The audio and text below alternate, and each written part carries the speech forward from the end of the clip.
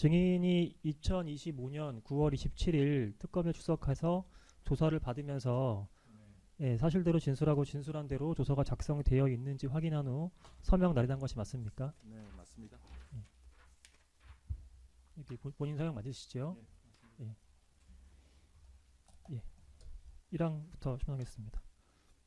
예. 증인은 1991년 제35회 행정고시 합격 후 재정경제원 현 기획재정부 사무관으로 공직생활을 시작하여 기획재정부 국고과장, 국고국장, 기획재정실장 등을 거쳐 2025년 5월 제37대 조달청장을 역임한 다음 2024년 4월 제22대 국회의원 경남 창원시 진해구에서 당선되어 현재 국회의원이죠. 네, 맞습니다.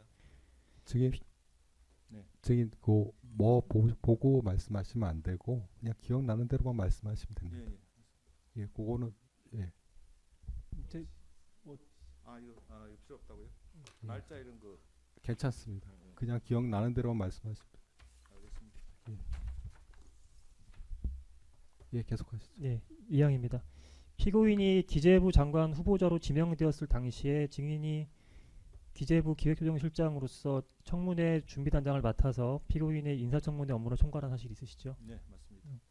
증인은 국회의원으로 당선된 이후 2024년 5월 원내대표로 선출된 피고인에 의해 원내 부대표로 임명되었지요. 예, 맞습니다. 증인은 2024년 12월 3일 비상계엄 선포 이후 23시 40분경 국회에 진입하여 12월 4일 00시 00분경 피고인이 있던 원내대표실에 들어간 이후부터 비상계엄 해제 요구안 표결시까지 피고인과 함께 원내대표실에 머물며 표결에 불참한 사실이 있으시죠? 네, 그렇습니다. 5항입니다. 윤석열 대통령이 2024년 8월 12일경 당시 경호처장이었던 김용현을 국방부 장관 후보자로 지명할 무렵부터 민주당은 윤석열 대통령의 계엄령 선포를 준비한다는 의혹을 제기하였는데 당시 증인도 이러한 사실을 알고 있었지요? 예, 그런 의혹 보도가 있었죠.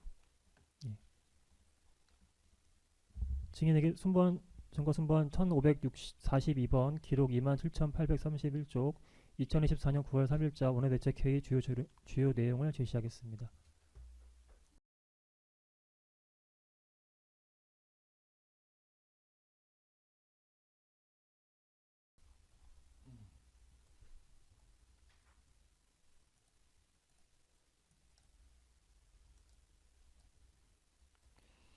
(2024년 9월 3일) 진행된 원내대책회의에서 피고인은 결국 근거도 없고 현실성도 없고 오로지 상상에 기반한 괴담 선동일 뿐이다.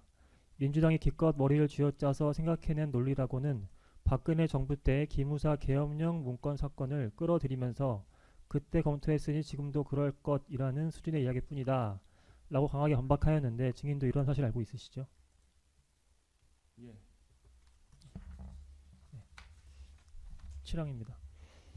윤석열 대통령은 2024년 12월 3일 22시 23분경부터 27분경까지 대국민 담화를 통해서 비상계엄을 선포했는데 증인은 윤석열 대통령이 비상계엄을 선포하는 모습을 어디서 보았습니까? 예, 저는 집에 있었습니다. 집에서 TV를 통해서 보셨다는 말씀인가요? TV로 네. 봤습니다. 8항입니다. 헌법 제77조 및 개헌법에서는 전시 사변 또는 이에 준하는 국가 비상사태 시 적과 교전 상태에 있거나 사회 질서가 극도로 교란되어 행정 및 사법 기능의 수행이 현저히 곤란한 경우에 군사상 필요에 따르거나 공공의 안녕 질서를 유지하기 위하여 비상계엄 선포할 수 있도록 규정하고 있는데 증인은 이러한 헌법 및 개헌법 규정을 알고 있지요. 뭐 자세히는 모르고요.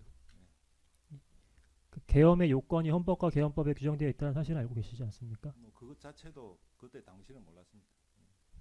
헌법 공부한 지가 뭐 몇십 년 돼가지고.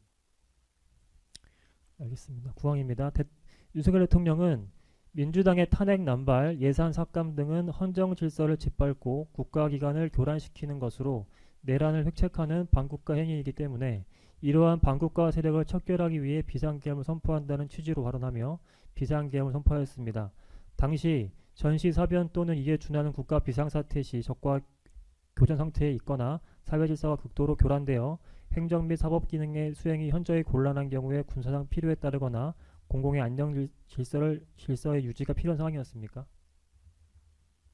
제가 판단할 사항이 아니고 그 헌법 조문에 있는 그 요건이 충족됐는지는 그 대통령이 판단했을 걸로 생각합니다. 추가로 물어보겠습니다. 그렇다면 증인은 2024년 12월 3일 당시에 우리나라의 전국 단위의 비상계엄을 선포할 만한 사유가 있었다고 판단했다는 말씀인가요?